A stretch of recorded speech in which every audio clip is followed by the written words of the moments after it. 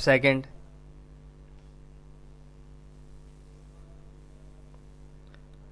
All that has been said in paragraph 5 and of the writ petition is that the respondent herein has been imposing and collecting various kinds of direct and indirect taxes from the petitioner and other citizens of the country, that a part of the taxes so collected have been utilized for various purposes including promotion and maintenance of a particular religion and religious institutions.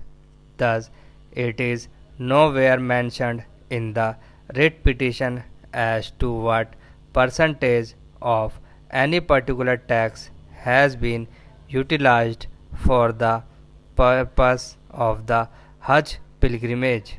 The allegation in para 5 of the writ petition is very vague. In our opinion, if only a relatively small part of any tax collected is utilized for providing some convenience or facilities or concessions to any religious denomination, that would not be violative of Article 27 of the Constitution. It is only when substantial part of the tax is utilized for any particular religion that Article 27 would be violated. As pointed out in para 8 and of the counter affidavit filed on behalf of the central government, the state government incurs some expenditure for the Kumbh Mela, the central government incurs expenditure for facilitating Indian citizens to go on pilgrimage to Mansarovar, etc. Similarly, in para 8 of the counter affidavit, it is mentioned that some state governments provide facilities to Hindu and Sikh pilgrimage to visit temples and Gurudwaras in Pakistan. There are very small expenditures in proportion to the entire tax collected. Moreover, it para 8 of the counter affidavit, the central government has stated that it is not adverse to the idea of granting support to the pilgrimage conducted by any community. In our opinion, we must not be too rigid in these matters and must give some free play to the joints of the state machinery. A balanced view has to be taken here, and we cannot say that even if 1 paisa of government money is spent for the particular religion, there will be violation of Article 27, as observed by Mr. Justice Holmes, the celebrated judge of the U.S. Supreme Constitutional Court in Ben Peanut Co. versus Pearson. The interpretation of constitutional principles must not be too literal. We must remember that the machinery of the government would not work if it were not allowed a little play in its joints. Hence, in our opinion, there is no violation of Article 27 of the Constitution.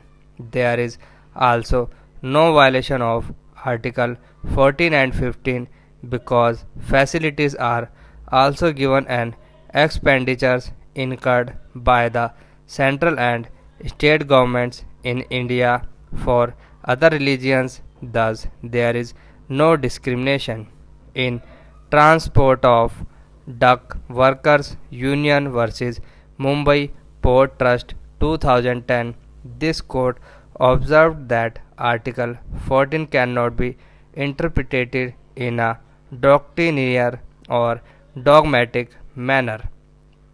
It is not prudent or pragmatic for the court to insist on absolute equality when there are diverse situations and contingency, as in the present case. Void paragraph 39 and 43. Apart from the above, we have held in Government of Andhra Pradesh versus P. Lakshmi Devi AIR 2008 SC that court should exercise great restraint when deciding the constitutionality of a statute, and every effort should be made to uphold its validity. Parliament has the legislative competence to enact the Hajj Committee Act in view of the entry 20 to list first of the 7th schedule to the Constitution, which states pilgrimage to place outside India. Thus, there is no force in this petition and it is dismissed.